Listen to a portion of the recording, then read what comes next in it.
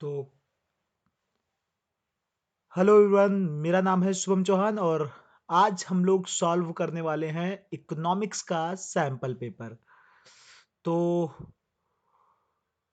यहाँ पर सीबीएसई ने इकोनॉमिक्स का सैंपल पेपर रिलीज किया है 2021-22 का, जो एमसीक्यू पैटर्न के आधार पर है। वैसे तो सैंपल पेपर जो है आपका वो 2 सितंबर 2021 को ही रिलीज कर दिया गया है, लेकिन एक बार आप लोग इस सैंपल पेपर को सॉल्व करें और चलो हम मेरे थ्रू इसको सॉल्व करते हैं, ठीक है, और समझ के करते हैं कि हाँ किसका क्या हुआ, क्योंकि बहुत ही इम्पोर्टेंट है, क्योंकि इसी के आधार पर ही सीबीएसई जो है वो सैंपल पेपर के ही आधार पर सीबीएसई जो है अपना फाइनल पेपर भी बनाएगी।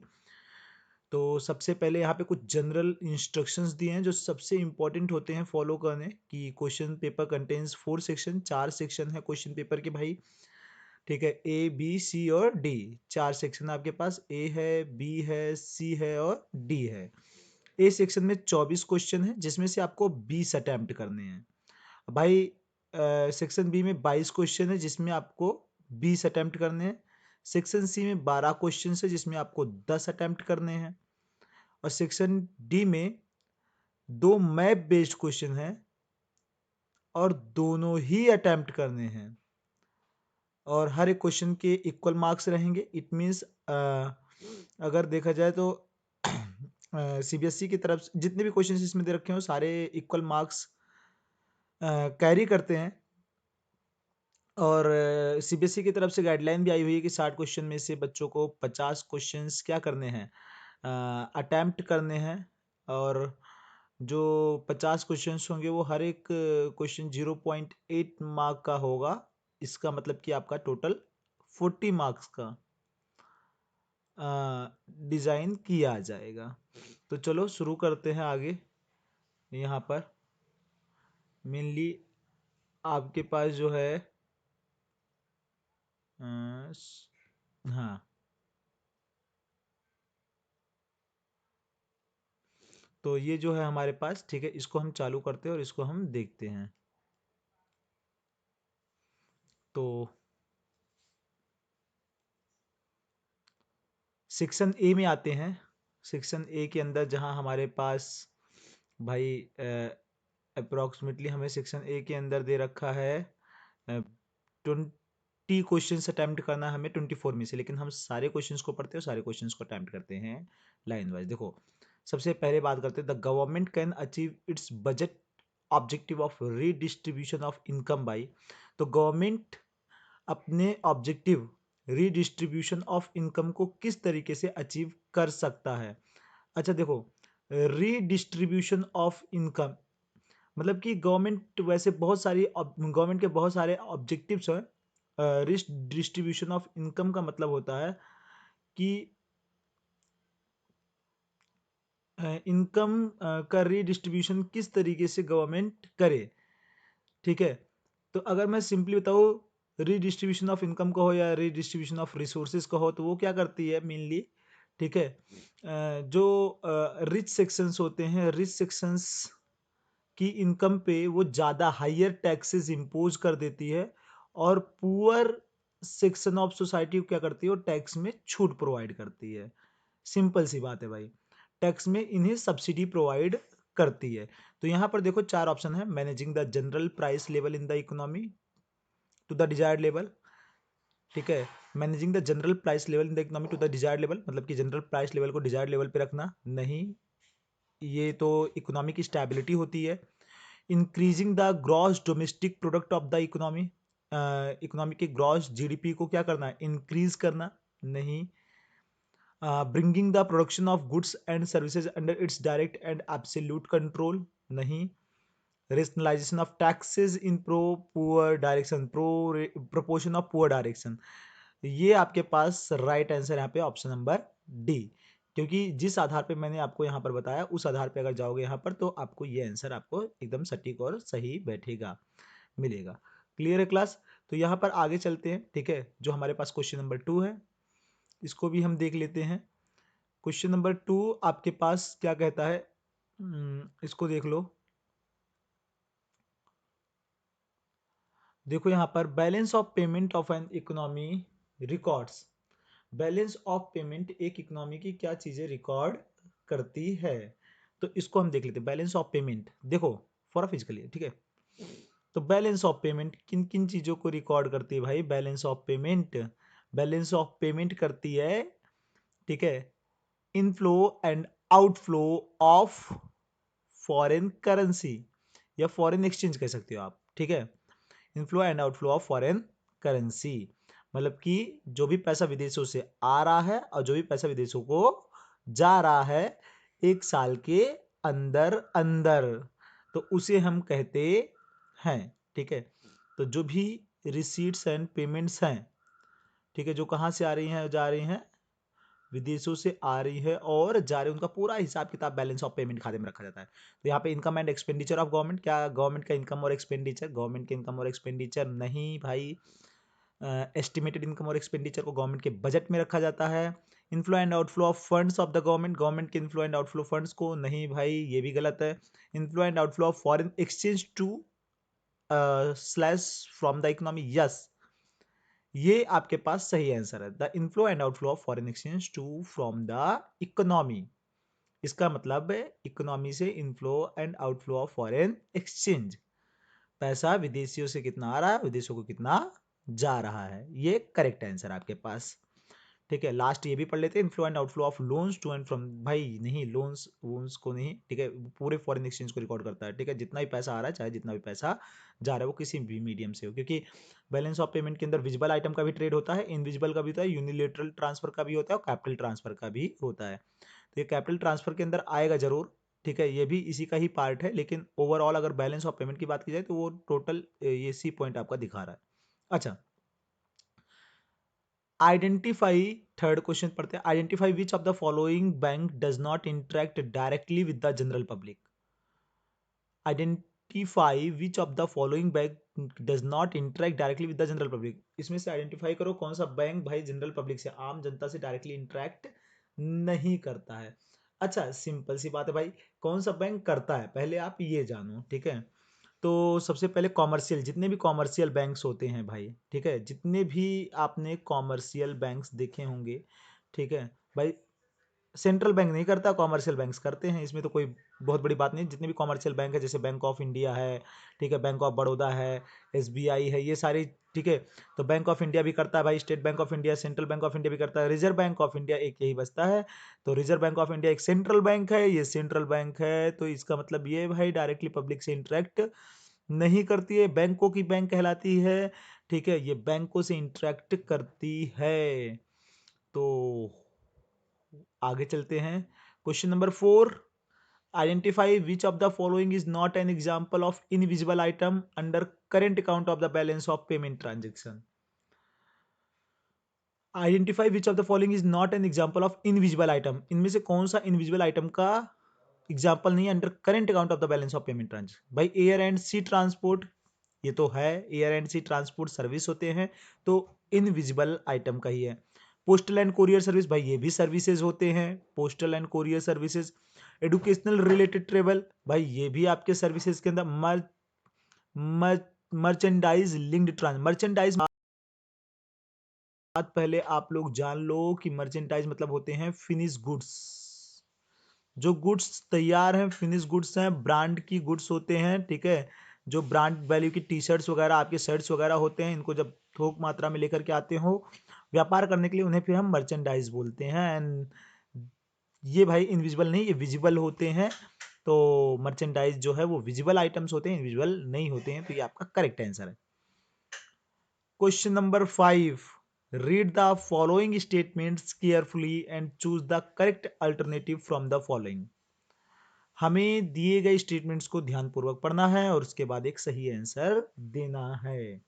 तो चलो इसको पढ़ लेते हैं। देखो, स्टेटमेंट 1, स्टेटमेंट 2, जब भी आपको कभी ऐसे क्वेश्चंस आते हैं जहां पे आपको स्टेटमेंट्स दिए जाते हैं, तो इन दोनों ही स्टेटमेंट्स को बहुत ध्यानपूर्वक समझो और पहले बहुत ध्यानपूर्वक पढ़ो, ठीक है।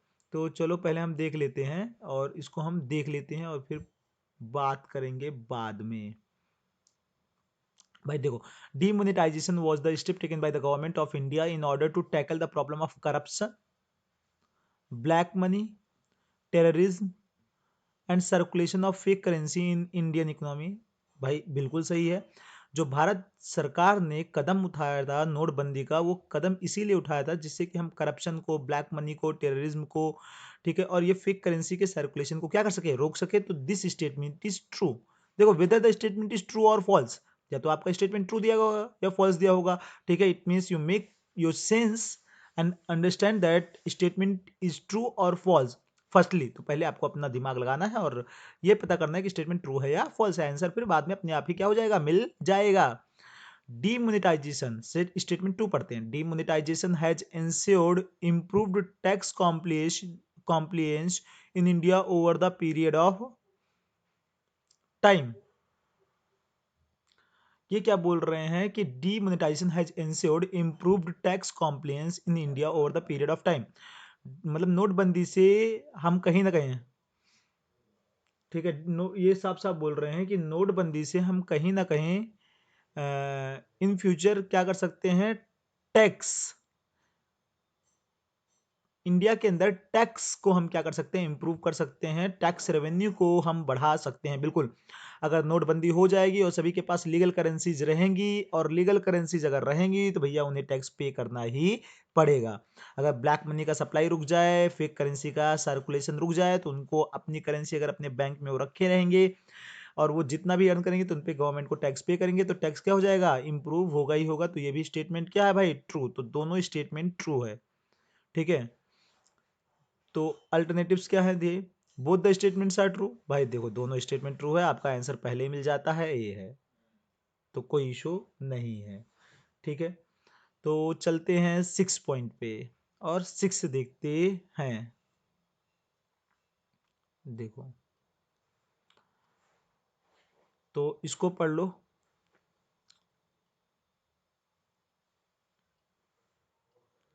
Miss Sakshi, an economics teacher, was explaining the concept of minimum percentage of the total deposit to be kept by any commercial bank with the central bank of the country. Miss Sakshi एक अर्थशास्त्र की शिक्षिका है और वो minimum percentage of total deposit to be kept by any commercial bank with the central bank of the country, वो बता रही हैं, बच्चों को पढ़ा रही हैं, एक कॉन्सेप्ट एक्सप्लेन कर रही हैं कि कॉमर्शियल बैंक को अपने इनिशियल डिपॉजिट का एक हिस्सा सेंट्रल बैंक के पास जमा करना पड़ता है as per norms and statue prevailing in the country, ठीक है, मतलब कि रूल्स एंड रेगुलेशंस के आधार पर। सिंपल सी बात है। तो वो एक कॉन्सेप्ट, भाई ये कॉन्सेप्ट मैंने भी आपको एक्सप्लेन किया है और आपके टीचर्स ने भी आपको एक्सप्लेन किया ही होगा। सिंपल सी बात है कि जो आरबीआई होती है, यहाँ पे देख लो अगर नहीं पता है तो, जो आरबीआई होती है, ठीक है, आरबीआई ही डिसाइड करती है कॉमर्शियल बैंक्स को कि इनके पास जितना भी डिपॉजिट आएगा उसका एक प्रपोर्शन लीगल रिजर्व रिक्वायरमेंट के रूप में इन्हें बनाना पड़ेगा। और फिर लीगल रिजर्व रिक्वायरमेंट को दो टुकड़ों में बांटा जाएगा, एक होगा सीआरआर और एक होगा एसएलआर। सीआरआर का हिस्सा कॉमर्शियल बैंक को जरूरी होता है आरबीआई के पास रखने के लिए, जो कि यहाँ पर पूछा गया है। तो यहाँ का आंसर होगा कैश रिजर्व रेशियो, सिंपल सा, ठीक है। और एल आर आर वो हिस्सा जो कॉमर्शियल बैंक अपने पास ही रखता है, ठीक है भाई। 7, two friends Meera and Sindhu were discussing the exchange rate system. Two friend है मीरा और सिंधु, एक्सचेंज रेट सिस्टम्स को वो क्या कर रहे हैं, एक्सचेंज रेट सिस्टम को वो आपस में डिस्कस कर रहे हैं। अब भाई अगर हम भी डिस्कस कर लेते थोड़ा सा, तो तीन टाइप के एक्सचेंज रेट सिस्टम होते हैं। कितने टाइप के होते हैं एक्सचेंज रेट सिस्टम, 3 टाइप्स के होते हैं। कौन कौन से होते हैं, तो सर फिक्स्ड, फ्लैक्चुएट और मैनेज्ड। फिक्स्ड होता है सर, फ्लैक्चुएट होता है, ठीक है, और मैनेज्ड फ्लोटिंग होता है। अच्छा भाई आगे पढ़ रहे हैं। Under this system the exchange rate are determined by the market force of demand and supply, however deliberate efforts are made by the competent authority to keep the exchange rates within a specified range. भाई देखो fixed वाला पूरा government करता है, तो ये तो वाला पूछा नहीं है। फ्लैक्चुएट वाले के अंदर पूरा डिमांड एंड सप्लाई के आधार पे होता है, लेकिन यहाँ पे गवर्नमेंट का कोई भी ऑफिशियल इंटरवेंशन नहीं होता है। मतलब यहाँ पे फुली मार्केट क्या कर सकता है, फ्लैक्चुएट कर सकता है, तो यहाँ किसी का इंटरवेंशन नहीं होता है। तीसरा है इन दोनों का मिक्स्ड।